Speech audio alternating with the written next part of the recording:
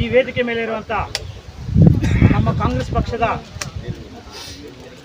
ಎಲ್ಲ ತಾಲೂಕು ಮುಖಂಡರೇ ಮತ್ತು ನಮ್ಮ ಮುದಿಗಿರಿ ದಡ್ಡೂರು ಪಂಚಾಯಿತಿಯ ಎಲ್ಲ ಕಾಂಗ್ರೆಸ್ ಮುಖಂಡರೇ, ಅಣ್ಣ ತಮ್ಮಂದರೇ ಮತ್ತು ಪತ್ರಿಕಾ ಮಿತ್ರರೇ,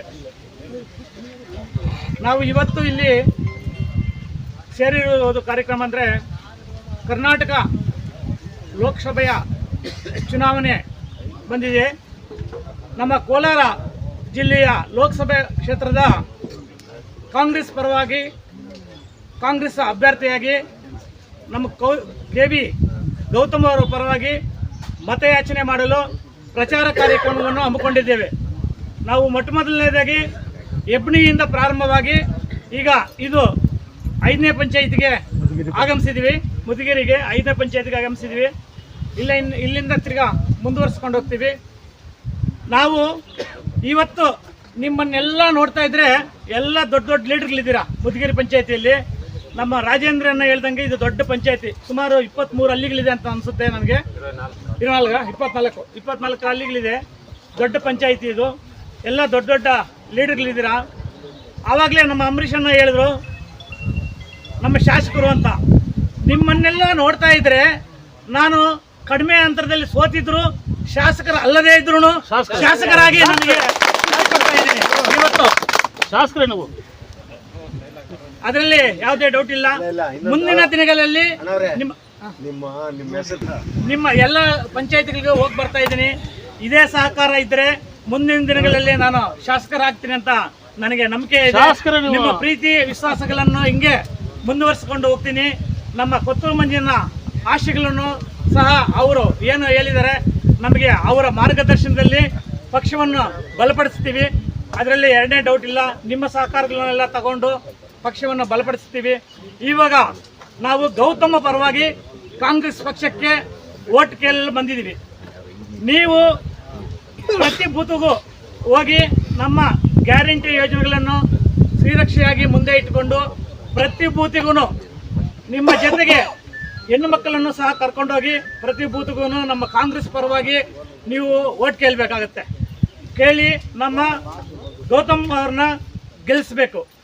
ಹಾಗೆ ನಮ್ಮ ಕೊತ್ತೂರು ಮಂಜನ್ನ ಸಹ ಬರ್ತಾರೆ. ನಮ್ಮ ಹೋಬಳಿ ಮಟ್ಟದಲ್ಲಿ 5 ಹೋಬಳಿಗಳಲ್ಲಿ ವೇಳಾಪಟ್ಟಿ ನಮ್ಮ ಅಧ್ಯಕ್ಷರು ಮತ್ತು ಮುಖಂಡರು ನಿಗದಿಪಡಿಸ್ತಾರೆ. ವೇಳಾಪಟ್ಟಿನ ಆ ದಿನಾಂಕಗಳನ್ನು ತಮಗೆಲ್ಲ ತಿಳಿಸ್ತೀವಿ.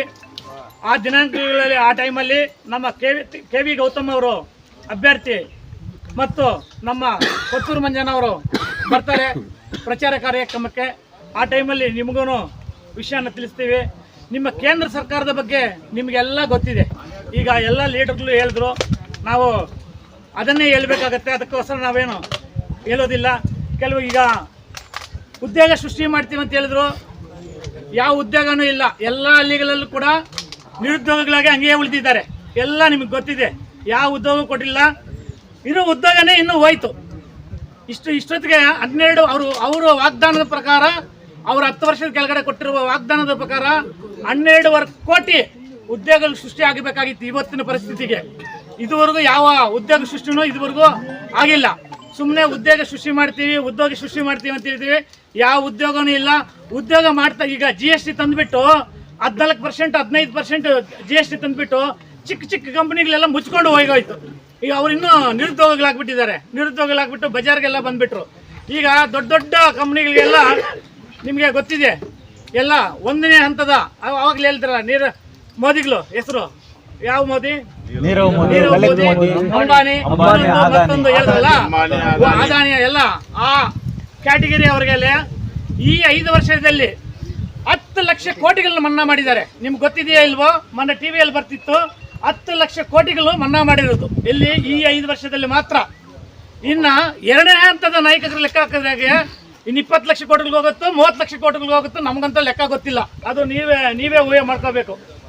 1ನೇ ಹಂತದ ನಾಯಕರಿಗೆ ಮಾತ್ರ ಈ 5 ವರ್ಷದಲ್ಲಿ ಮನ್ನಾ ಮಾಡಿರುವಂಥ ಅಮೌಂಟ್ 10 ಲಕ್ಷ ಕೋಟಿಗಳು.